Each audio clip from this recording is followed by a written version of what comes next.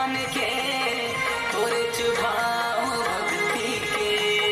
तोरे चुभाव भक्ति के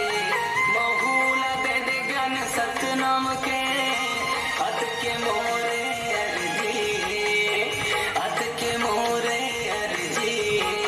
छैहा का धाम पूजा करा सुबह शाम, छैहा का धाम पूजा करा सुबह शाम गुरु गाँव कर वंदना लाहो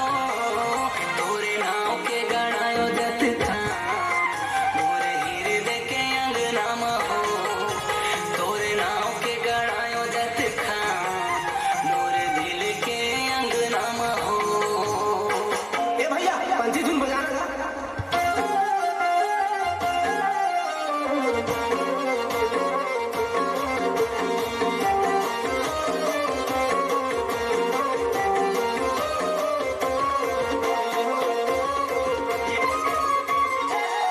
आगे दिसंबर गुरु के जयंती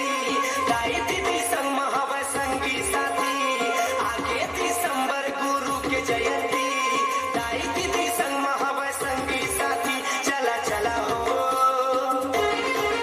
चला चला हो दाई दीदी सगा संगी हमर परम हो के जयंती, चला चला गा भाई मोरे संगी साथी हमर परम हो के पंथी।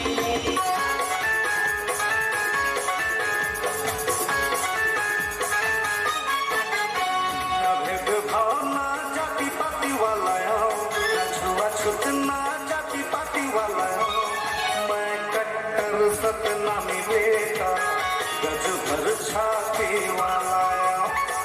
मैं कट्टर सतनामी बेटा गज भर छाती वाला।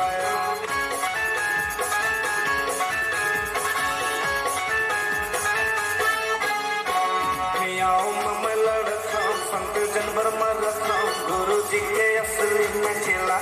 चेला पत्थर नहीं पूजो नखर नहीं करो नहीं ज्यादा मैं झमेला झमेला ज्ञान वाला जीवी ज्ञान वाला हो, ज्ञान वाला जीवी ज्ञान वाला हो, मैं कट्टर सतनामी बेटा गजब के शान बन मान वाला, मैं कट्टर सतनामी बेटा गजब के शान बन मान वाला।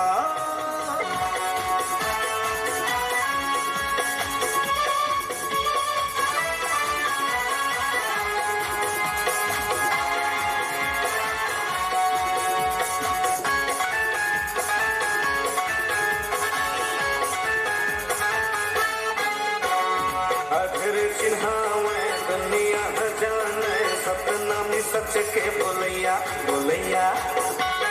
गया धर्म जाने सब बोला एक माने गिरे हपटेला उठैया उठैया नापुर का पटना धोखा छल वाला हो, नापुर का पटना धोखा छल वाला हो, मैं कट्टर सतनामी बेटा गजब के हिम्मत वाला वाला हो, मैं कट्टर सतनामी बेटा